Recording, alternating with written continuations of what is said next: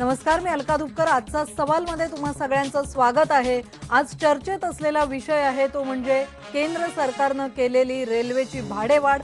माल वाहतूक आणि प्रवासी वाहतुकीमध्ये ही भाडेवाढ करण्यात आलेली आहे. मोदी सरकार सत्तेत आल्यानंतर खूप साऱ्या अपेक्षा होत्या आणि त्याआधी मोदी सरकारनी कुठेतरी एक वॉर्निंग दिलेली होती की काही कटू निर्णय मी घेणार आहे. त्याची सुरुवात झाली आहे का, याबद्दलही चर्चा आहे. आपला आजचा सवाल आहे, केंद्र सरकारनं केलेली 14% रेल्वे भाडेवाढ अपरिहार्य आहे का? या चर्चेमध्ये सहभागी होण्यासाठी मान्यवर पाहुणे स्टुडिओमध्ये आलेले आहेत.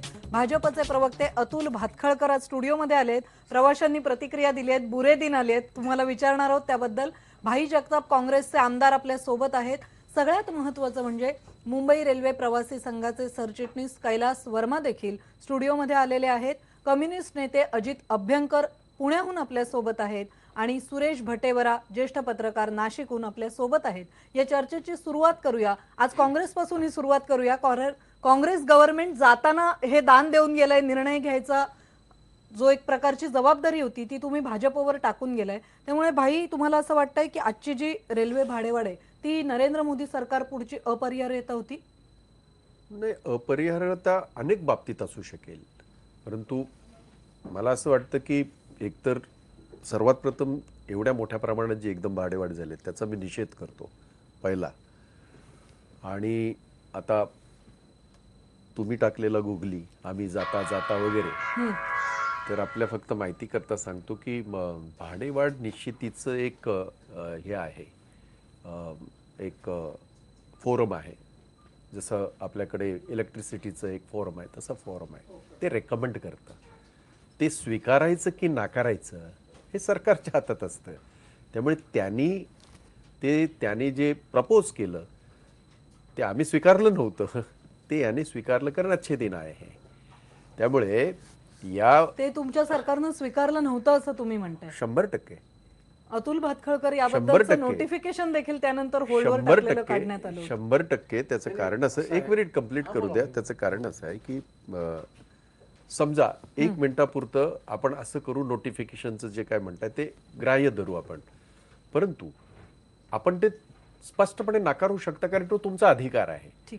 आमची काही अपरिहार्यता होती दुसऱ्याही बाबतीत, कारण आमच्याकडे रेल्वे मंत्री कुठच्या वेगळ्या पक्षाचे, म्हणजे आमचं जे एक प्रकारचं जे कडबोळं होतं ते अडचणी होत्या आणि त्या एनडीए पुढेही होत्या त्या काळामध्ये.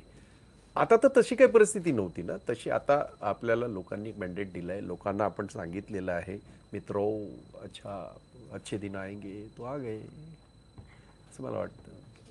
नाही, मुळामध्ये असं आहे की भाईंना आनंद झालेला दिसतोय बहुतेक, पण तो उसना आनंद पहिला निषेध केला मी. नाही, पण तुमच्या बॉडी लँग्वेजनं असं वाटतं की चला भाजप सरकारने भाववाढ केली. त्यामुळे मुळामध्ये या प्रश्नाकडे बघण्याची 2 दृष्टिकोन आहेत. एक, राजकीय धुळवड खेळायची असेल तर त्या अँगलमधून आपण चर्चा करू शकतो, किंवा रेल्वेची खेळायची आहे. इथे राजकीय प्रश्नांची आणि मुद्द्यांची चर्चा त्यांनी करणं ज्या पद्धतीने, कारण नरेंद्र मोदींनी तेव्हा रेल्वे भाडेवाढीवर काय ट्विट केलं होतं ते आज सोशल मीडियावर चर्चेत आहे. मला बोलू द्या. नाही, त्यात काय म्हणजे असं लेटर टू पीएम बाय लिहिलंय ना, आय हॅव अ लेटर. भाई असं आहे म्हणून म्हटलं ना की या आम्ही काय धुळवड करतो त्यापेक्षा लोक काय म्हणतात ते पहा. म्हणून राजकीय टीका तुम्ही करताय ती करा तुम्ही जरूर, तो तुमचा प्रश्न आहे. मुळात मुद्दा असा आहे की ही भाडेवाढ ही गेल्या सरकारनेच केलेली होती. ती 16 मेला ते जाहीर करणार होते, नोटिफिकेशन काढलं होतं, पण त्या तत्कालीन रेल्वे मंत्री जे होते खरगे, जे विरोधी पक्षनेते म्हणजे काँग्रेसचे गटनेते म्हणून लोकसभेत आत्ता आहेत, त्यांनी आरडाओरडा केल्यानंतर ती मागे टाकली. रेल्वेची गेल्या 10 वर्षामध्ये जी अधोगती झालेली आहे त्या अधोगतीमुळे इतकी रेल्वेसमोर फायनान्सचे फार मोठे प्रश्न उभे राहिलेले आहेत. बरोबर. दिवसाला 900 कोटी रुपयाचा तोटा आत्ता हा रेल्वेला होतोय आणि रेल्वेच्या इतिहासात प्रथम रेल्वेला ओव्हरड्राफ्ट घेण्याची पाळी आली, अशा प्रकारची स्थिती आत्ता रेल्वेची आलेली आहे.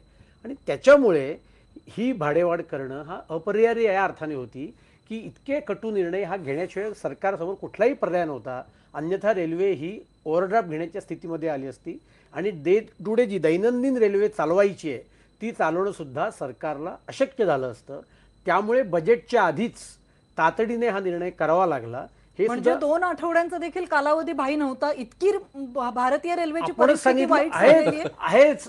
notification- पटू मला- शकतं का? गेल्या नाही, ज्या मला- मुद्द्यावर भाजप आक्षेप गेल्या- घेत होतं, तुम्ही बरोबर ना मग. संसदेचा त्यांनी मुद्दा घेतला होता. काढला. नाही, म्हणून मी म्हटलं- अधिवेशनाच्या आधी हा निर्णय घेण्याची अपरिहार्यता काय होती ती जरा राष्ट्राला समजावून तीच सांगितलं ना की अलका- ओव्हरड्राफ्ट घेण्याची पाळी रेल्वेवर आली होती आणि म्हणूनच आधीच्या सरकारने नोटिफिकेशन काढलेलं होतं. तोच निर्णय कॅरी केला. आता बजेटमध्ये पर्यंत थांबायचं का नाही थांबायचं, तर रेल्वे अत्यावस्था अवस्थेमध्ये आयसीयू मध्ये आहे. एखाद्या पेशंटला ऍक्सिडेंट झाला तर मग ऑपरेशनच्या आधी त्याने खाल्लंय की नाही, 24 तास पाणी पिलेलं आहे की नाही, हे बघितलं जात नाही.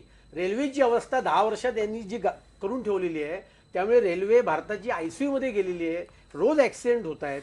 त्याच्यामुळे सरकारला तातडीने हा निर्णय करावा लागला. पूर्वी हे ज्यावेळी आपण असा लक्षात निर्णय घेतलं झाला पाहिजे. त्यावेळी नरेंद्र मोदींनीच आरडाओरडा केला होता आणि एक्झॅक्टली त्याची हे चर्चा त्यांचं झाली. पत्र आहे. हे नरेंद्र मोदींनी कुठल्या भाडेवाढीच्या मला संदर्भात ते सांगा. त्यांनी याचं जे 2012 साली बजेटच्या 2012 अगोदर साली. झालेलं होतं. हां. 2012 साली Correct. बजेटच्या अगोदर होणं हा काय मोठा हे नाही. त्याचं कारण 2012 साली असं झालं होतं. परंतु त्यावेळेला त्यांनी लिहिलेलं पत्र, त्यांचीच भाषा, त्यांचीच लँग्वेज ही होती की तुम्ही अशा पद्धतीने करू शकणार नाही, लोकांचा विश्वासघात करू शकणार नाहीत वगैरे वगैरे सगळ्या. म्हणजे रेल्वे त्यावेळेला सुद्धा वाईट ह्याच्या अवस्थेत होती, परंतु सर्वसामान्याला विशेषतः यावेळेला काय झालं, ती जी भाडेवाढ होती ती फ्रेटमध्ये झाली होती, प्रवासी मालवाहतुकीत झाली होती, प्रवाशांची झाली होती. यावेळेला प्रवाशांमध्ये जो हे पडलेला आहे सर्वसामान्यावर, म्हणजे साधं उदाहरण देतो अलका, याच्यामध्ये चर्चगेट आणि आपलं हे बोरिवली हा जो काही आपला मंथली पास 192 रुपये किंवा 190 अराउंड, आय थिंक आपण जास्त चांगल्या प्रकारे सांगू शकाल, आज तो 14.2 ने नाही वाढला, तर तो 190चा जो पास आहे तो 300-350 रुपयाच्या घरामध्ये गेलेला आहे. जी माहिती यांनी जी दिलेली आहे, रेल्वेने दिलेली ती माहिती जी माझ्याकडे इथं समोर आहे. म्हणजे एकीकडे तो असं दिसताना आपल्याला दिसतंय की 14.5 म्हणजे आपण साधं काय म्हणतो 28 रुपये वाढले असतील, अगदीच ढोबळ मानाने बोलायचं तर तसं नाही आहे. कारण ते टप्प्याटप्प्याचा हे असल्यामुळे तो अंतिम टप्प्याला तो जवळजवळ 100% त्याच्यात वाढ झाली. आणि माझी माहिती आकडेवारीच्या रेल्वेने दिलेली की ही भाडेवाढ ही 2.25% 3.5% म्हणजे 250% पासून 350% पर्यंत वाढले सर्वसामान्यावर. फ्रेट हा एक वेगळा विषय आहे, कारण त्याचा दुष्परिणाम आपल्या सर्वसामान्यावरच येतो, कारण आपल्या दैनिक जीवनातल्या सगळ्या वस्तूंच्या किमती वाढतात वगैरे वगैरे ह्या सगळ्या आहेत. आणि म्हणून ही जी लंगडी सबब सांगण्याचा प्रयत्न झाला की तुम्ही काढलेलं नोटिफिकेशन वगैरे रूल आउट करा ना. You should have ruled out. Rule out म्हणजे तुम्ही जे 10 वर्ष रेल्वेत गोंधळ घातलेत, लालू प्रसाद यादवांनी खोटे आकडे दिले संसदेमध्ये रेल्वेचे. हे स्वतः ममता बॅनर्जी आपल्या काळातल्या रेल्वे मंत्री यांनी पार्लमेंटमध्ये सांगितलं की माझ्या आधीच्या रेल्वे मंत्र्यांनी खोटे आकडे पार्लमेंटमध्ये सादर केले, त्यामुळे रेल्वेची अशी अवस्था आली आहे. ठीक आहे, पण अजित तुम्ही पेशंट अभ्यंकरांकडे अत्यवस्थ देखील करून या आमच्याकडे चर्चेमध्ये दिलाय, जाऊया. एकच त्यामुळे मिनिट. सर्जरीशिवाय पर्याय राहिलेले नाही. त्या नाही सर्जरीला करा कारणीभूत तुम्ही नाही. अशा आपल्याकडे सर्जऱ्या डॉक्टर करा. आहेत, त्यांना देखील सगळ्या विचारूया. अर्थ सर्जऱ्या विषयातले करा, आपण डॉक्टर करा, आहेत, करा. कम्युनिस्ट नेते अजित अभ्यंकर यांच्याकडे जाऊया. अभ्यंकर, तुम्ही ही चर्चा ऐकताय, आर्थिक विषय सगळा जो आहे त्याकडे नंतर जाऊया. हे त्याला राजकीय धुळवड म्हणतात. म्हणजे ज्यावेळी काँग्रेसवर टीका केली जाते त्यावेळी ती राजकीय टीका आणि चर्चा असते, पण भाजपबद्दल बोललो की धुळवड असते, तर आपण धुळवड खेळूया असं म्हणूया. आणि मी नाही, विचारते की धुळवड असं बजेटच्या म्हटलं आधी नाहीये. अशा प्रकारे ज्यावेळी भाडेवाढ केली जाते त्याकडे तुम्ही कसं बघता? भाजपचं कसं आहे की त्यांचे दोन दृष्टिकोन मगाशी जे म्हणाले ते बरोबर आहे. त्यांचा सत्तेत असताना एक दृष्टिकोन वेगळा असतो आणि ते विरोधी पक्षात होते तेव्हा त्यांचा दृष्टिकोन वेगळा होता. हे कायमच दिसून आलेलं आहे. नाही, अभ्यंकर एक 2 मिनिटं तेव्हा मला अभ्यंकर, त्यांना एक 2 काय मिनिटं. विचारायचं आणि त्यांच्या एक 2 नाही, मिनिटं मी एवढंच नाही नाही 2 दृष्टिकोन आमचे असतात असं मी म्हटलेलं नाहीये. मी असं म्हटलं कुठल्याही प्रश्नाकडे बघायचे 2 दृष्टिकोन असू तुमचे शकतात. नाही, तुम्ही नाही म्हणालात, आर्थिक मी विषयातला म्हणतो. हा लक्षात घ्या, एवढाच मुद्दा आहे. एक्झॅक्टली नाही हा. नाही नाही नाही मी तो मी- भाजपचा तुम्ही तुमचे स्वभाव दोन धर्म दृष्टिकोन असं सांगतात कसं म्हणाल, तुम्ही असं कसं कबूल कराल ते मला माहिती आहे. नाही नाही तुम्ही ते कबूल करणार नाही. मी सांगतोय तुम्हाला, हा. तर मी म्हणतोय की तुमचे 2 दृष्टिकोन आहेत, एक सत्तेतला आणि एक सत्तेबाहेरचा. एनिवे, तर पुढे जाऊया आपण. तेव्हा चर्चा तुम्ही घेतलेल्या निर्णयाची आहे, तुमच्याबद्दलची चर्चा नाहीये. तुम्ही आता मगाशी असं सांगितलं की रेल्वे आयसीयू मध्ये होती, आता सगळा देशच आयसीयू मध्ये काही वेळाने जाईल हेही तुम्ही सांगाल, हे आम्हाला माहिती आहे. आणि त्याच्यामुळे आता तुम्हाला सगळी ऑपरेशन्सच करावी लागतील आणि त्याच्या मग आधी पेशंट कम्युनिस्ट 8 पक्ष दिवसांनी गेला, जेव्हा लक्षात शुद्धी होईल घ्या. तेव्हा उपाययोजनेचा विचार कराल. नाही नाही आता या पर्सनल कॉमेंट सोडून द्या, आता आपण मुद्द्यावरती बोलूया. मग ते मुद्द्यावरती बोलूया जरा. हां. हा आता एक्झॅक्टली. तर आता मुद्दा असा आहे की जेव्हा तुम्ही निवडणुकीमध्ये ज्या ज्या काही वल्गना केल्यात त्यावेळेला तुमचा काय अभ्यास नव्हता का की कुठली परिस्थिती काय आहे? तेव्हा तुम्ही असं नाही म्हणालात की सत्तेवर आला तर आम्हाला कठोर निर्णय घ्यावे लागतील म्हणून. तेव्हा कठोर निर्णय आहेत का कटू निर्णय आहेत हा मुद्दा नाही, ते निर्णय योग्य आहेत का हा मुद्दा आहे. तुम्ही जे निर्णय घेतले आहेत ते केवळ आता जनविरोधी आहेत आणि ते जनविरोधी असा शब्द तुम्हाला आता वापरणं अवघड आहे म्हणून तुम्ही त्याला कटू निर्णय असं म्हणताय. हा जो निर्णय आहे या निर्णयामुळे, या निर्णयाचा पहिली गोष्ट मी सुद्धा निषेध करतो, अतिशय चुकीचा निर्णय. हा केवळ कठोर आहे, भाडेवाढ केली म्हणून तो चुकीचा आहे एवढ्या मर्यादित अर्थाने मी म्हणत नाहीये. मला असं वाटतं की आपण जरा थोडंसं आपल्या मर्यादित अजेंड्याच्या पलीकडे जाऊन तर रेल्वेकडे जरा व्यापक दृष्टिकोनातून बघूया. आधीचं काँग्रेस राजवट असेल अनेक वर्षांची किंवा आता तुमची आलेली असेल किंवा मधली तुमची 5 वर्षाची होती, रेल्वे बद्दलचा दृष्टिकोन हा सापत्न भावाचा कायमच राहिलेला आहे. कारण जे प्रायव्हेट सेक्टर मधली ऑटोमोबाईल लॉबी आहे राष्ट्रीय आंतरराष्ट्रीय ती एवढी स्ट्रॉंग आहे आणि रेल्वे बिचारी पब्लिक सेक्टरमध्ये तिला वाली कोणीच नाहीये. म्हणून आपल्याला दिसतं की 50-51 मध्ये रेल्वेचा पॅसेंजर ट्रॅफिक मधला शेअर होता 80%, तो आता 10% आलाय. गुड्स ट्रॅफिक मधला शेअर होता साधारण 80-82%, तो 30% आलाय. आणि जो काही गुड्स ट्रॅफिक आहे रेल्वेचा, हे ऐकणं पुढचं जास्त महत्वाचं आहे, त्यातला 90 ते 95% सरकारी क्षेत्रातला आहे. म्हणजे प्रायव्हेट सेक्टरचा गुड्स ट्रान्सपोर्ट आहे रेल्वेमधनं होत नाही. याकडे आपण लक्ष देणार आहोत का? याबद्दल तुमचं सरकार काही बोललं नाही. जुनेच निर्णय जर तुम्हाला चालवायचे होते तर निवडणुका लढवण्याचा घाट घातला कशा करता एवढा? तुम्हाला जुनेच निर्णय चालवायचे, तुम्ही एखादी पॉलिसी घोषणा करायची होती, तुम्ही सांगायचं होतं की आम्हाला अशा अशा प्रकारच्या गुंतवणुकी करायच्यात म्हणून आम्हाला त्याच्यासाठी संसद हे व्यासपीठ आहे, त्याच्यासाठी संसदेचं अधिवेशन पुढे पेंडिंग असताना तुम्ही मागच्या दराने येऊन इथं भाडेवाढ करता आणि सांगता की अपरिहार्य निर्णय होते. ही अत्यंत लोकशाही विरोधी गोष्ट आहे. तुमच्याकडे कुठलंही अल्टरनेटिव्ह व्हिजन नाही आणि जुन्या सरकारचं व्हिजन चालवायचं होतं तर हा उपद्व्याप तुम्ही कशा करता केलात हाच मला कळत नाही निवडणुकीचा. अभ्यंकर त्यांचं उत्तर पण ऐकूया. 2 प्रश्न विचारलेले आहेत आणि ते अत्यंत स्पष्ट आहेत, त्याची स्पष्ट उत्तरं द्या. मी पुढे जाऊन असं पण विचारीन, कारण हे विचारलं जातंय की हा ढोंगीपणा नाहीये का, म्हणजे अपरिहार्यता म्हणायची आणि लोकशाहीचा किंवा संसदेच्या व्यासपीठाच्या आधीच हा निर्णय घ्यायचा, एवढं तुम्हाला बहुमत मिळालेलं आहे ऐतिहासिक, त्याचा वापर का नाही केला? नाही, या ढोंगीपणाचा काय मुद्दा मला काहीच कळलं नाही. ढोंगीपणा कसला आहे? मागच्या रने कुठला निर्णय घेतलाय? हा निर्णय जाहीर केला ना. मागच्या रने म्हणजे काय असतं मला काही कळलं नाही. आता त्यांच्या अभ्यंकरांचे काही मूलभूत प्रॉब्लेम आहेत, वैचारिक प्रॉब्लेम आहेत. त्यांचं देश आता ऐकून घ्या, आता जरा माझा ऐकून घ्या अभ्यंकर. असं आहे, तुम्ही चर्चा कुठल्या विषयावर मी करू शकतो, मला काही अडचण नाही. तुम्ही पश्चिम बंगालमध्ये काय कारभार केलात? नाही नाही, आपण 2 मिनिटं रेल्वेबद्दल बोलतोय. भाटखळकर, अत्यंत स्पष्ट प्रश्न आहे की संसदेच्या अधिवेशनामध्ये हा का मांडला नाही? सांगितलं तुम्हाला मी कारण. पश्चिम बंगाल बद्दल आणि डाव्यांच्या कारकिर्दीबद्दल नाही चर्चा करत त्यांनी आहोत हा जो आपण. मुद्दा मांडला ना आता भारतीय जनता पार्टी विषयी, की पूर्वीचेच निर्णय तुम्हाला जर का चालू ठेवायचे आहेत तर तुम्ही सत्तेत कशाला आलात? तुम्ही कशाला जाहीरनामा काढलात? त्यांनी आमचा जाहीरनामा नीट वाचला नसेल. एक. दुसरी गोष्ट, कुठल्याही सरकारच्या एखाद्या कृतीचं मूल्यमापन हे अवघ्या 1 महिन्यात तुम्ही करायला लागलात. 5 वर्षाचा मॅन्डेट आहे. 5 वर्षानंतर तुम्ही भारतीय जनता पार्टीच्या सरकारच्या कामाचं मूल्यमापन करा.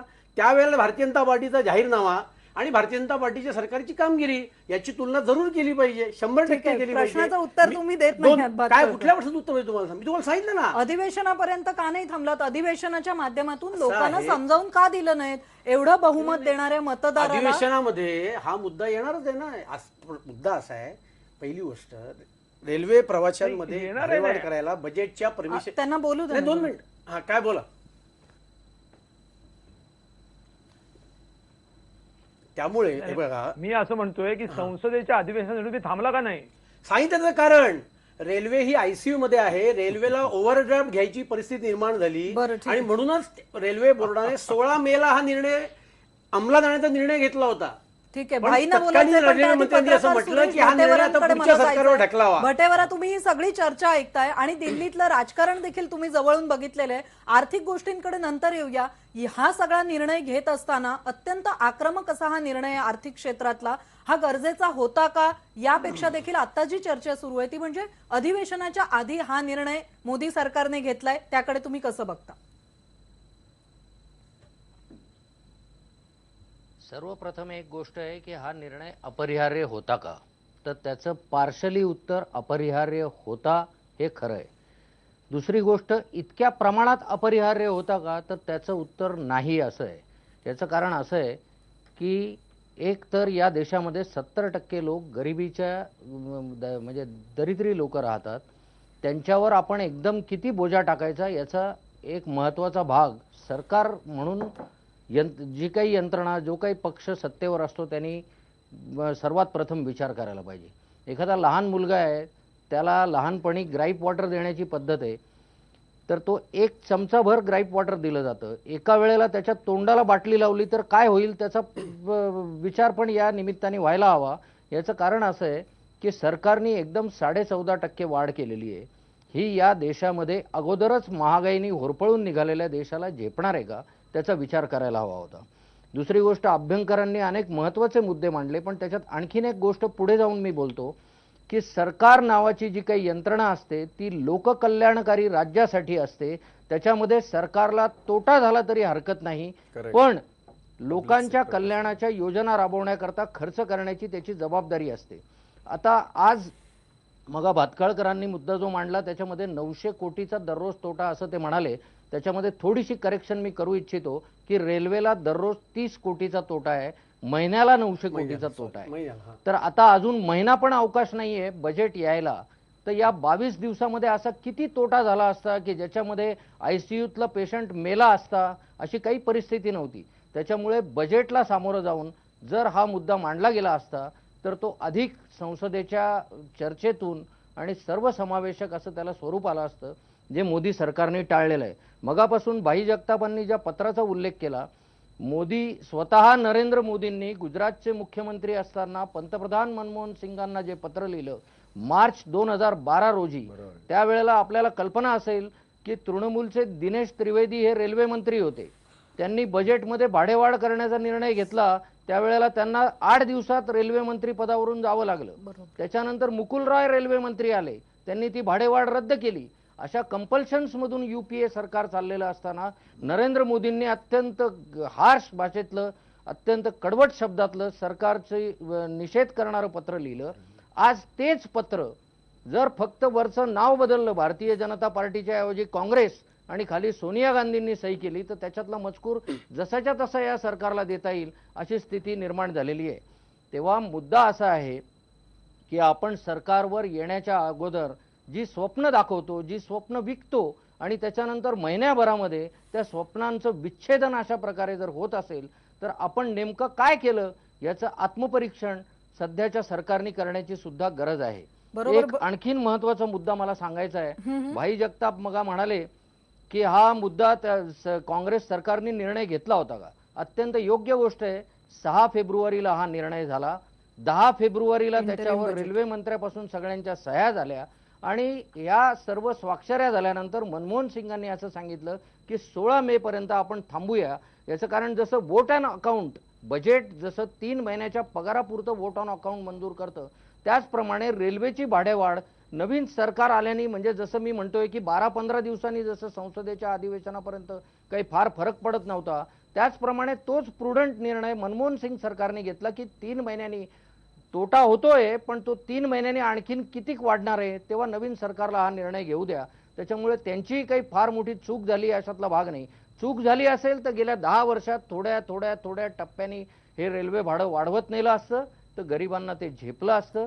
ते झालं नाही. याच्यामध्ये भाजप असो म्हणजे NDA असो की UPA असो, दोघांची चूक आहे, याच्यात काही शंका नाही. दोघंही तितकेच दोषी आहेत प्रवाशांसाठी असं तुम्ही म्हणताय. आता आपण एक ब्रेक घेणार आहोत, पण प्रवासी संघटनेचे कैलाश इथे आलेले आहेत, त्यांची प्रतिक्रिया आपण जाणून घेणार आहोत या सगळ्याबद्दलची. कारण प्रवाशांचा संताप हा मोदी सरकारवरचा रोष म्हणून आज दिवसभर आपण ऐकतोय. ब्रेकवर जाताना जनतेचा कौल बघूया. केंद्र सरकारनं केलेली 14% रेल्वे भाडे अपरिहार्य आहे का, हा आपला आजचा सवाल आहे. बघूया नागरिक काय सांगतायत.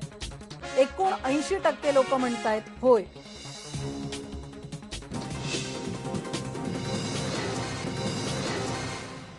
प्रवासी संघाचे कैलाश वर्मा हे या 14% भाडेवाढीकडे कसं बघतायत ते विचारूया. या भाडेवाढीचं तुम्ही स्वागत करताय, अपरिहार्य वाटते की काँग्रेसप्रमाणे निषेध करताय?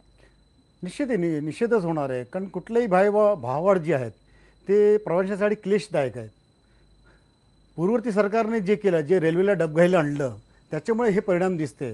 आणि हे जे निर्णय हे पूर्वीच्या सरकारचा निर्णय होता असं ते चित्र दिसते. म्हणजे कुठे ना कुठे सेवा, सुविधा आणि सुरक्षितता ह्या विषयावरती निधीची आवश्यकता असते. आणि हे 14% आम्ही म्हणतो 14% वाढलं, कमी कमी टप्प्याटप्प्याने हे वाढलं पाहिजे होतं. खरं खरं हे जास्त वाढलेलं असं आम्हाला वाटतं. तर ह्या टप्प्याटप्प्याने वाढलं असतं तर जास्त जास्त सुविधा दिलं असतं. आता रेल्वेचं संपूर्ण रेल्वेचं चित्र बघितलं तर 5 लाख कोटीचा जी प्रकल्प आहे ते रखडलेला आहे. आणि कमी का आता रेल्वेचं रिव्हेन्यू जे आहेत ते 25,000 ते 30,000 कोटीचं आहे. म्हणजे एक 100 कोटीच्या परियोजना समजून घेतलं तर जेमतेम 10 ते 15 कोटीचं फक्त तुम्ही त्याच्यात खर्च करतात. म्हणजे इन्फ्रास्ट्रक्चर उभा करण्यासाठी हे पर्याय होता. आणि म्हणजे जे चित्र आता तुम्हाला जे पर्यावरण दिसतंय ते खरोखरच हे पर्याय होतं. तरी रेल्वे वाहतूक आणि रेल्वे प्रवासावरती जे भाववाढ केले हे निर्णय थोडंसं चुकीचं वाटतंय. आपण आता त्यांना विचारत होतो त्यावेळी सांगतायत की अशा प्रकारे आयसीयू मध्ये असलेली भारतीय रेल्वे हा पेशंट आहे असं सांगितलं जातंय. तुम्हाला असं वाटतं प्रवाशांच्या खूप अपेक्षा होत्या नरेंद्र मोदी सरकारकडून आणि घाई केली असं वाटतं कटू निर्णयाची? नाही, गेल्या 10 वर्षाचा कालखंड बघितला. लालूने जेव्हा बजेट सादर केलं होतं तर 90,000 कोटीचा सरप्लस दाखवलं होतं. हे गेले कुठे? ही सरप्लस गेले कुठे? आम्ही सांगतोय की सेवा आणि सुविधा दिली पाहिजे. आत्तापर्यंत 1% सेवा आणि सुविधा वाढलेली नाही आहे. म्हणजे हे जी 13% 14% वाढलेले हे फक्त सेवा आणि सुविधांमध्येच खर्च केला पाहिजे आमची अपेक्षा आहे. म्हणजे याचा अर्थ आहे की रेल्वेने त्याच्या दृष्टिकोनातून विचार केला पाहिजे की येणाऱ्या काळामध्ये ही जी दरवाढ केली नाही किंवा हे टप्प्याटप्प्याने नाही केलं तर खरोखरच यात्रेच्या सुविधांसाठी हे बोजा पडणार आहेत. अतुल भातखळकर, नाराजी एक प्रकारची प्रवाशांची ओढवणार अशी भीती नाही वाटत? कारण रेल्वेचा पसारा बघितला तर जवळपास 600 कोटी इतकी प्रवाशांची संख्या होते दरवर्षी भारतीय रेल्वे ज्याचा वापर करतात हे प्रवास. नाही म्हणून म्हटलं की जनता सुज्ञ असते. मुळामध्ये एका महिन्याच्या आत 5 वर्षाच्या मॅन्डेटचं कोणीही विश्लेषण करू इच्छित नाही आहे. ही भाडेवाढ जर का 10 वर्षामध्ये टप्प्याटप्प्याने केली असती तर आजच्या सरकारवर ही पाळी आली नसती. पण ज्या 90,000 कोटी सरप्लस त्यांनी उल्लेख केला म्हणजे ते आकडेच सगळे खोटे निघाले होते. एक दुसरा मुद्दा असा आहे की रेल्वे ही भारतीय अर्थव्यवस्थेचा एक भाग आहे. त्याच्यामुळे जर का ग्रोथ रेट वाढला तर रेल्वेचं इन्कम वाढेल. फ्रेटचं इन्कम रेल्वेचं कधी वाढणार आहे? जेव्हा ग्रोथ रेट वाढला तर. आता जर का ग्रोथ रेटच गेले 2 वर्ष 5%पेक्षा खाली आला आहे त्यामुळे मुळातच अर्थव्यवस्था ही अत्यंत डबघाईला आलेली आहे. सगळ्या प्रकारची डेफिसिट्स ही अर्थव्यवस्थेतली वाढत चाललेली आहे. अशा वेळेला त्याचा परिणाम भारतीय रेल्वेवर होणं अत्यंत स्वाभाविक आहे. त्यामुळे मुळात अर्थव्यवस्था सुधारवणं त्याच्या योगाने मग रेल्वे सुधारवणं आणि आम्ही जाहीरनाम्यामध्ये किंवा आमच्या वचननाम्यामध्ये जी आश्वासनं दिली आहेत ती 5 वर्षाकरता आहेत. त्याच्यामध्ये सुधारणा होईल. पण रेल्वेची अवस्था आत्ता अशी होती की सुरक्षितता सुद्धा रेल्वेत राहिलेली नव्हती. अक्षरशः आठवड्याला एक ॲक्सिडेंटची बातमी आपण वृत्तपत्रात वाचत होतो. यातून जर का आपल्याला बाहेर पडायचं असेल तर मी म्हटल्याप्रमाणे हे करत असताना सरकारला आनंद झालाय अशातला भाग नाहीये. पण ही अपरिहार्यता होती. त्याच्यामुळे करण्याशिवाय गत्यंतर नसल्यामुळे सगळे सरकारने निर्णय केला. स्पष्टीकरणाचे मुद्दे म्हणताय ते अभ्यंकरांना पटत नाहीत आणि भाईंना पण पटत नाहीत. अभ्यंकर पहिल्यांदा तुम्ही बोला मग भाईंकडे जाऊ. हे बघा, मला असं सांगायचं आहे की रेल्वेकडे बघण्याचा एक व्यापक आणि दीर्घकालीन दृष्टिकोन, पर्यायी दृष्टिकोन असण्याची गरज आहे. आणि त्याचा संपूर्ण अभाव आधीच्या काँग्रेस आणि आताच्या सरकारमध्ये पूर्णतः अभाव आहे. म्हणून या भाडेवाढीला तीव्र विरोध आहे. त्याचं एक प्रमुख कारण ते आहे. पहिला मुद्दा असा आहे की भारतामध्ये मगाशी ते म्हणाले की ग्रोथ रेटच अर्थव्यवस्थेचा कमी झालाय म्हणून मग आपलं माल वाहतूक तरी कशी वाढणार. या ठिकाणी प्रश्न असा आहे की एकूण जी मालवाहतूक देशात होते त्याच्यामध्ये रेल्वेची किती होते हा जो टक्का आहे हा घटत चाललेला आहे. याच्याबद्दलचं तुमचं काही धोरण आहे का? तुम्ही सरकारमध्ये आलाय नवीन, तुमचं काही धोरण सांगा ना आम्हाला. आहे ना धोरण जाहीरनाम्यात? नाही 2 मिनिटं. बुलेट ट्रेन पासून 100 गोष्टींचा आम्ही उल्लेख केलेला आहे. नाही हे बघा, या ऑर्नामेंटल आणि दिखाऊ जे प्रोजेक्ट आहेत ना, असं तुमचं मत आहे ना. पुन्हा 2 मुद्दे आहेत. तुमचं कसं मत होऊ शकतं? नाही बुलेट ट्रेन हा देशातल्या रेल्वे वाहतुकीचा पर्याय किंवा विजन असू शकत नाही. बुलेट ट्रेनचा अजून 4 गोष्टी यामध्ये आहेत, लक्षात घ्या. मग बोला. नाही तुम्हाला बोलायचं तेच बोला, परंतु निदान माझ्या ऐकून झाल्यानंतर कालक्रमामध्ये नंतर बोला. तुम्ही ऐकून घेतला तुम्ही हेतुआरोप करताय म्हणून मी मध्ये बोलतोय. नाही माझं पूर्ण ऐकून घ्या आणि मग तुम्ही जाहीरनामा वाचा म्हणजे आमची रेल्वेची विजन तुम्हाला कळेल त्यातली. पण मला वाटतं नाही, नाही, भातखळकर तुमचे- अभ्यंकरांचं बोलून झालं नाही, की मग ते तुम्ही असं सांगा ना चुकीचं कसं बोलू व्यवस्थित. शकताय? पण थोडा नाही, संयम तुम्हाला- ठेवा ना. नाही, सत्ता मिळाली आता नाही, थोडा नाही, संयम बघा, याचा ठेवा. काही संबंध त्यांना नाही. बोलू द्या. नाही नाही, कदाचित बोला असं अभ्यंकर. असेल की मी बोलल्यानंतर बोलायला उत्तर द्यायला काही राहणार नाही म्हणून ते तसं करत नाही नाही, तुम्ही असतील, बोला, मी स्वाभाविक नंतर आहे. बोलतो ना मग. हा. काही हा, काळजी करू त्यामुळे नका. आता मध्ये बोलू नका. हा, मध्ये बोलू नका, म्हणजे असं वाटेल की तुम्ही माझं ऐकून बोलताय असं वाटू शकतं. हो हो, बोला बोला हा, ऐका जरा. बोला. हा, तर मी असं सांगतोय की रेल्वेकडे बघण्याचा एक मूलभूत पर्यायी दृष्टिकोन आवश्यक आहे आणि या माध्यमातून थोडासा तोही मांडला जावा असं मला वाटतं.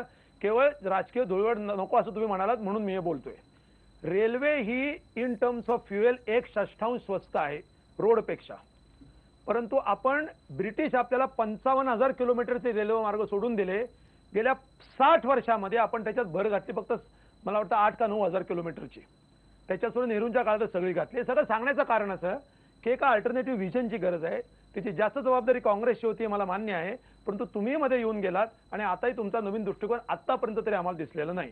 पुढचा मुद्दा असा की अर्थव्यवस्थेची केवळ ग्रोथ झाली म्हणून फ्रेटचा शेअर वाढणार नाहीये. त्याला फ्रेट म्हणजे गुड्स ट्रॅफिक मधलाच रेल्वेचा शेअर वाढण्याची गरज आहे आणि त्याच्यासाठी वेगळ्या उपाययोजनांची गरज आहे. रेल्वेसाठी भांडवल गुंतवणूक आम्हाला करायची आहे, आम्ही इथं भांडवल गुंतवणूक करतोय म्हणून आम्हाला दरवाढ करावी लागते असं जर काही म्हणलं असतात ते सुद्धा संसदेमध्ये येऊन तर काहीतरी ऐकता आलं असतं. तुम्ही जे सांगता आहात ते असा आभास जो तुम्ही निर्माण करताय की रेल्वे आता चालवणं अशक्य झालेलं आहे. हे खरगे यांनी जे बजेट मांडलेलं होतं त्या बजेटच्या फिगरशी तुम्ही सांगताय ओव्हरड्राफ्टची आकडेवारी जुळत नाही.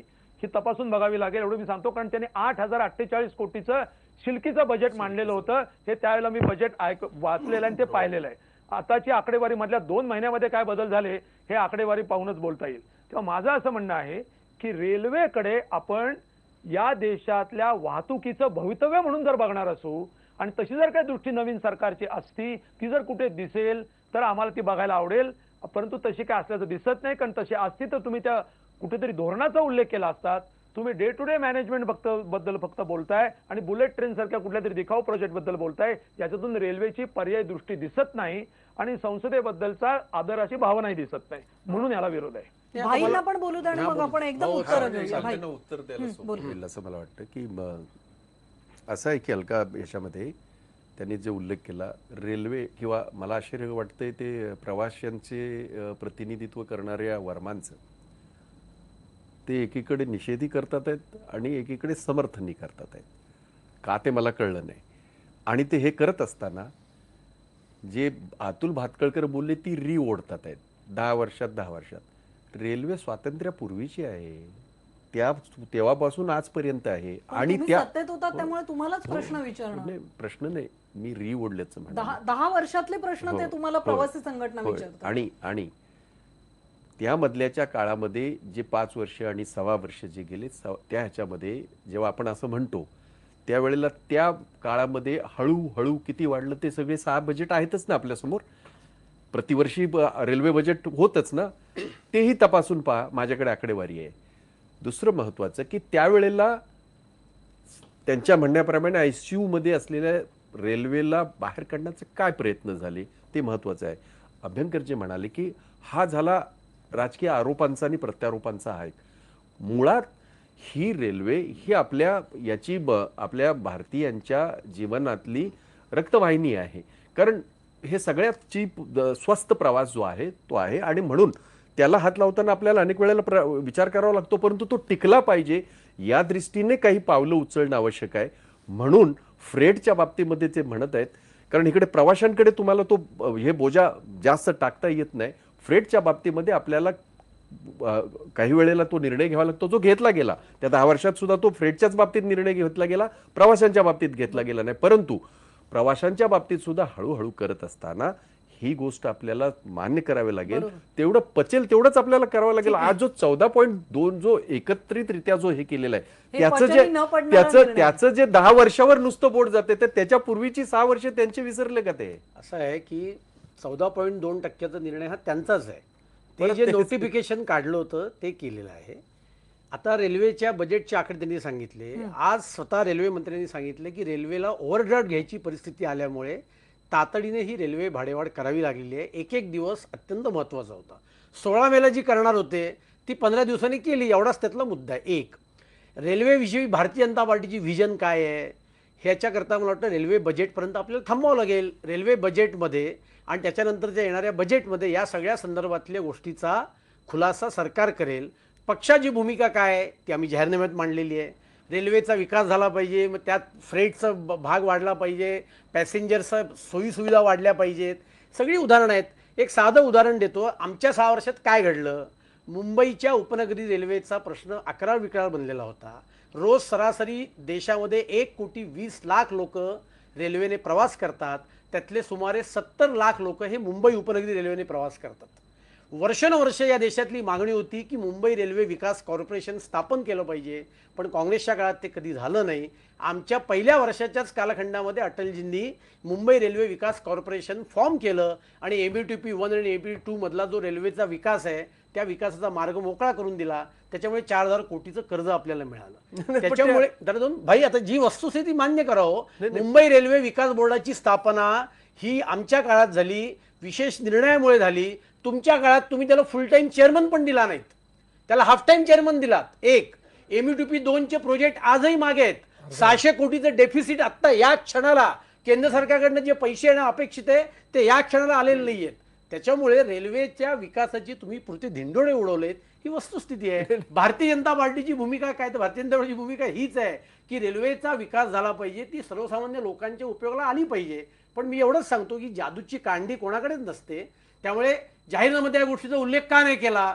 जाहीरनामा जेव्हा भातखळकरजी ब्रेक घ्यायचा एकच मिनिट, पण तुम्हीच एक महत्वाची गोष्ट सांगताय. जादूची कांडी नाही. नसते, पण ती असल्याप्रमाणे प्रचार झाला. नाही. अच्छे दिन आएंगे असं का बरोबर आहे सांगताय? ना. ब्रेक असं आहे, नंतर ही 2 चर्चा मिनिटं. करूया भातखळकर. जरूर ब्रेकची करू. वेळ झाली आहे. Yes, yes. सुरेश भटेवरांकडे देखील जायचंय. जरूर. ब्रेकवर जाताना जनतेचा कौल बघूया. आपला आजचा प्रश्न आहे, केंद्र सरकारनं केलेली 14% रेल्वे भाडेवाढ ही अपरिहार्य आहे का? बघूया नागरिक काय सांगतायत. 74% लोक होय असं म्हणतायत आणि 26% नाही म्हणतायत.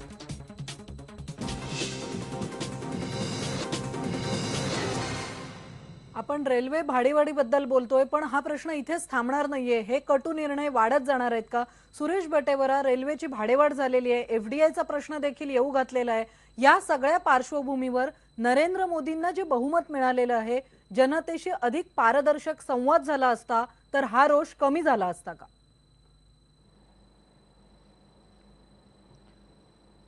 नरेंद्र मोदी आणि त्यांचे सरकारचे मंत्री सर्वांचं म्हणणं असं आहे की आम्हाला काम करून दाखवायचं आहे, त्याच्यामुळे तुम्ही आत्ता काही बोलू नका, आम्हाला काम करू द्या. त्याप्रमाणे काही निर्णय घ्यायला त्यांनी सुरुवात केली. त्याचं सुतोवाच काही दिवसांपूर्वी नरेंद्र मोदींनी स्वतःच्याच एका वक्तव्यात केलं की काही कटू निर्णय आम्हाला घ्यावे लागणार आहेत. त्यांनी निर्णय घेतला, ते रेल्वेचं कामकाज चांगलं करतील, त्यांना सगळ्या देशाच्या शुभेच्छा आहे, याच्याबद्दल माझ्या मनात काही शंका नाही. प्रश्न असा आहे की हा निर्णय, त्याच्याबरोबर आणखीन एक संकेत पण गेल्या महिन्याभरामध्ये देशाला मिळालेला आहे, तो म्हणजे रेल्वेच्या काही गोष्टींचं खाजगीकरण करायचं की काय, त्याच्यावरही या सरकारचा विचार चालू आहे. आता प्रश्न असा आहे की भारतीय रेल्वेच्या अगोदर दिल्लीत DMRCनी मेट्रो रेल्वे सुरू केली. श्रीधरन सारखा एक कर्तव्य कठोर माणूस त्याच्यावर काम करत होता. त्याच्यामुळे ज्या एका विशिष्ट टप्प्यावरती रेल्वे तयार व्हायला पाहिजे होती आणि ज्या भाड्यामध्ये तिथे प्रवास अपेक्षित होता त्याप्रमाणे तो झाला. मुंबईच्या मेट्रोचं काय झालं खाजगीकरणात दिल्यानंतर, आणि त्याची दरवाढ ती सुरू होण्याच्या टप्प्यावरच कशी वाढली याचं उदाहरण या महिन्यातलं ताजं आहे. त्याच्यामुळे संसदेच्या अधिवेशनाच्या अगोदर या निर्णयातून संकेत असे गेले की आम्ही संसदेला काही जुमानत नाही, आम्ही पंतप्रधान आणि त्यांचं मंत्रिमंडळ, म्हणजे मला तर असं इथपर्यंतही म्हणावं असं वाटतं की रेल्वे मंत्र्यांनी हा निर्णय बहुधा त्यांच्या सचिवांकडून कदाचित कळाला असेल, पंतप्रधानांनी आधी घेतला असेल आणि नंतर सचिवांकडून कळाला असेल. अशा पद्धतीने जर सरकार चालणार असेल आणि खाजगीकरणामध्ये जर हे उद्या गेलं तर या देशातल्या लोकांना रेल्वे की जी त्यांची जीवनदायिनी आहे, मग भाई जगताप म्हणाले त्याप्रमाणे देशाची रक्तवाहिनी आहे, त्याचं रक्त शोषण्याचं काम जर देशातल्या उद्योगपतींनी सुरू केलं आणि खाजगी क्षेत्रातल्या काही कंपन्यांनी सुरू केलं तर हे प्रकरण कुठे जाईल याची चिंता वाटल्याशिवाय मात्र राहत नाही. ही चिंता प्रवासी संघटनांना वाटत नाही. म्हणजे खाजगीकरण असेल, FDI बद्दलची चर्चा होत असेल, तुम्ही ज्या गोष्टी आज मागताय, विशेषतः सर्व्हिस, सिक्युरिटी या गोष्टींची मागणी करताय, विश्वास वाटतोय आधीच्या सरकारचा कारभार बघता की नरेंद्र मोदी या भाडेवाढीतून हे सगळ्या सेवा देतील?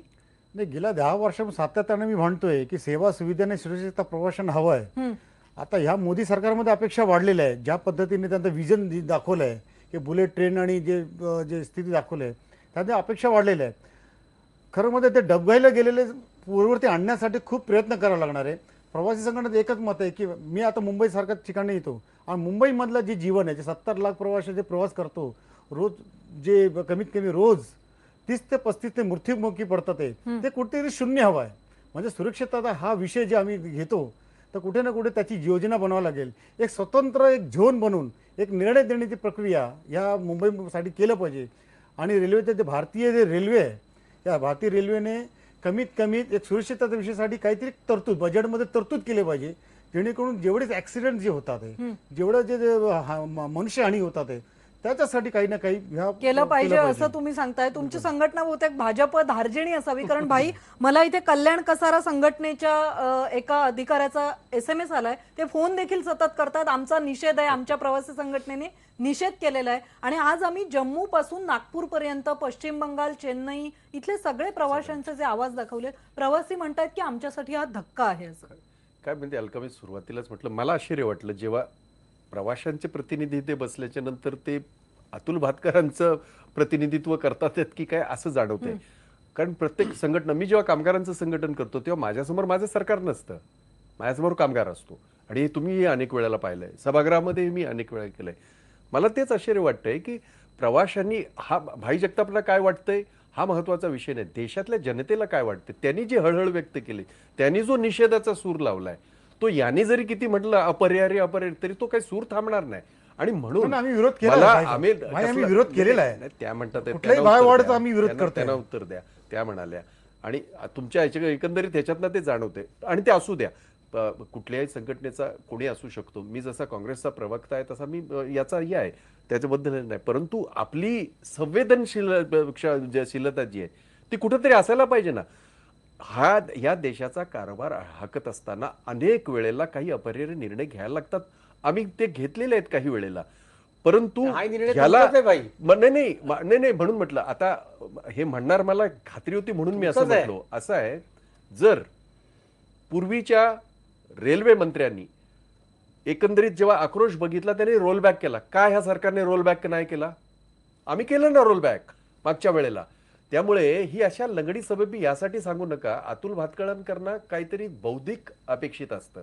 हे जर यांनी म्हटलं असतं तर मी समजू रोलबॅक कसं करतील असं आहे. तर त्यामुळे तुम्ही त्याचं काही समर्थन करा, लोक नाही समर्थन करणार हो, लोक समर्थन करणार नाहीत. आणि म्हणून मला असं या घडीला मला असं सुचवायचं वाटेल, तुम्ही हळूहळू ह्या 5 वर्ष तरी होती ना तुमची, निदान तुम्हाला पूर्ण बहुमत 5 वर्ष तर आहे. हेच जर तुम्ही जर टप्प्याटप्प्याने जर केलं असतं तर कदाचित ते लोकांच्या पचनी सुद्धा पडलं असतं आणि कदाचित जो काही तुमचा विजन डॉक्युमेंट आहे त्याचं काहीतरी बाहेर निघालं असतं असं मला वाटतं. मी अशी काहीच अपेक्षा करणार नाही 1 महिन्यामध्ये त्यांनी काहीतरी हे करून दाखवावं असं कोणीच अपेक्षा करणार नाही. परंतु ही त्यांची नांदी आहे, मग पुढे काय दडलेलं आहे असा जो लोकांच्या समोर प्रश्न आहे तो प्रश्न त्यांना भेडसावतोय. अजित अभ्यंकर, ही घाई केलेली आहे भाडेवाढीची आणि जसं भाई म्हणतायत की हा कदाचित धोकाही असू शकतो, ही नांदी आहे. मग खासगीकरणाची देखील भीती जसं भटेवरा व्यक्त करतात किंवा जनहित बाजूला ठेवत स्वतःला काहीतरी सिद्ध करण्यासाठी हे सरकार चुकीचे निर्णय घेईल अशी भीती वाटतेय का? 100% बरोबर आहे. मगाशी भातखळकर म्हणाले ते मला अगदी छान वाटलं फार, की आमचं धोरण सरकारचं जे आहे ते रेल्वे बजेटच्या वेळी येईल. भावाड फक्त आत्ता केली. मला फारच आवडला त्याचा. वस्तुस्थिती आहे ना, धोरण बजेटमध्ये आणि भावाड प्रथम आहे का, तेव्हा ते आता त्यांचं साधारण नीती काय असेल ते कळलं. भटेवरांनी जो मुद्दा मांडला तोच मगाशी जो मी इंडिकेट करत होतो तो हाच इंडिकेट करतो. तुम्ही रेल्वे विषयक विकासाविषयक तुमचं नेमकं धोरण काय, विजन काय आहे सरकारची, ती सरकारची विजन या खाजगीकरणाच्या मध्ये अगदी खाजगीकरणाच्या रूपाने असू शकते अशी मला भीती वाटते. म्हणूनच मी तो धोरण हा शब्द तिथं इंडिकेट करत होतो. माझी अशी खात्री आहे की उद्या मेट्रोचं जसं झालं आणि त्यामध्ये स्पष्ट दिसतं की कोण भाडेवाढ करते आणि कोण त्याचं समर्थन करते हे क्लिअर दिसलं. उद्या मला आश्चर्य वाटणार नाही की जर उद्या हे रेल्वेचा विकास करण्याचं जे धोरण आहे त्याच्यामध्ये आंतरराष्ट्रीय दराने आम्हाला इथे रेल्वेचे दर द्या असं सुद्धा रिलायन्स सारखी एखादी कंपनी म्हणणार नाही याची मी गॅरंटी देऊ शकत नाही. कारण ते गॅससाठी तसाच दर मागतायत आणि तो देतोय आपण. तेव्हा असं सुद्धा रेल्वेच्या बाबतीत होऊ शकेल. उपासाचा भाग सोडून द्या, परंतु इथं खासगीकरणाचा धोका आहे. म्हणून मी मगाशी म्हणलो की प्रायव्हेट सेक्टर जो ऑटोमोबाईल लॉबी आहे त्याला पुरून उरणारं रेल्वे मंत्रालय आणि सरकार असेल ते पहिलंही नव्हतं आणि आता असण्याची मुळीच आशा नाही. 30 सेकंदात मी तुम्हाला विचारेन की हा निर्णय रोलबॅक करा अशी जी मागणी केली जाते, म्हणजे प्रवासी म्हणतात किंवा टप्प्याटप्प्याने करा, याचा काही विचार होणार नाही. प्रवासी संघटना नाही म्हणत, आम्ही म्हणतोय. मुळात प्रवासी म्हणतायत अशी स्थिती नाही. बाहेरचे प्रवासी म्हणतात संघटनेव्यतिरिक्त. एखादी संघटना म्हणत असेल, तुमचाच पोल असं सांगतोय की ते अपरिहार्य असं तुमचा पोल म्हणतोय. क्रमांक 1. 2, बटेवारा असतील किंवा अभ्यंकर असतील किंवा भाई असतील, यांनी मी त्यांना एवढीच विनंती करतो की आता मोदींचं सरकार आलंय हे त्यांनी पश्नी पडावं, हेतवारोप करू नका. प्रायव्हेटायझेशन म्हणजे काहीतरी वाईट आहे. सोमनाथ चॅटर्जींनी असं म्हटलं होतं की माझ्याकडे अल्लाउद्दीनचा दिवा पाहिजे परदेशी गुंतवणूक आणण्याकरता. हे सोमनाथ चॅटर्जींनी कम्युनिस्ट पक्षामध्ये असताना म्हटलेलं आहे. त्यामुळे मोठ्या व्यापक विषयाला म्हणजे जाऊ नये. सरकारचं मूल्यमापन करायला 5 वर्ष द्यावीत. 5 वर्षानंतर सरकारचं जरूर मूल्यमापन करावं. 5 वर्ष अगदी आपण वाट बघणार आहोत. जनतेने निवडून देताना आपण 5 वर्षाकरता निवडून देतो हे जनतेला माहिती आहे. त्यामुळे जनता इतक्या लवकर नाराज होणार नाही. कारण 10 वर्षाची घाण साफ करायची असेल तर काही कालावधी नक्की लागणार आहे. नाही, 5 वर्ष वाट जरूर बघू, पण प्रत्येक वाट दिवस लागेल माध्यमं तोपर्यंत त्याच्यावर लोकांची. लक्ष ठेवून बघू ना आपण असणार काय आहेत. सुरेश त्याची. बटेवारा सर, अगदी 30 सेकंदात शेवटी विचारते की हा जो निर्णय घेतलेला आहे, सरकार पुढचं आव्हान काय असणार आहे? प्रवाशींचा जर रोष आहे तर काय पाऊल, राजकीय पाऊल नरेंद्र मोदींनी यापुढे उचललं पाहिजे? नरेंद्र मोदींनी संसदेला विश्वासात घेऊन सांगितलं पाहिजे की हे 14.5% फक्त आधीचा खड्डा भरण्यासाठी आहेत, की रेल्वे प्रवाशांना ज्या गेले कित्येक वर्ष न मिळालेल्या सुखसुविधा आहेत त्याच्यासाठी किती खर्च करणार आहे याचं पारदर्शी धोरण संसदेच्या पुढे या सरकारने मांडण्याची आवश्यकता आहे. नाहीतर लोकांना फक्त खिसा कापला गेल्याचं दुःख होईल. अगदी. आणि मान्यवर पाहुण्यांना धन्यवाद देऊन आजचा सवालमध्ये आता आपण इथेच थांबणार आहोत, पण जाता जाता पुन्हा एकदा जनतेचा कौल बघणार आहोत. केंद्र सरकारनं केलेली 14% रेल्वे भाडेवाढ अपरिहार्य आहे का, आपला आजचा सवाल होता. बघूया चर्चेतल्या 3ऱ्या भागानंतर 77% लोक म्हणतायत ही भाडेवाढ अपरिहार्य आहे. 2ऱ्या भागामध्ये कमी झालेली जी मतं होती ती देखील पुन्हा एकदा सरकारच्या बाजूने आलेली दिसत आहेत.